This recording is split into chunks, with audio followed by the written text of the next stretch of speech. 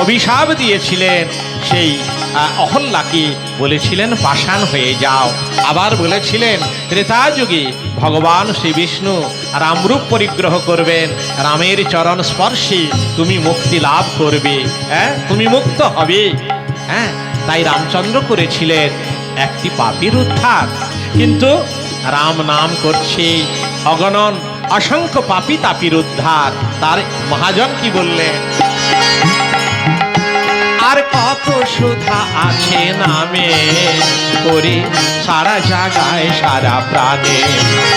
আর কত সুধা আছে নামে করে সারা জায়গায় সারা প্রাণে। আবার কত পাপী তরি গেল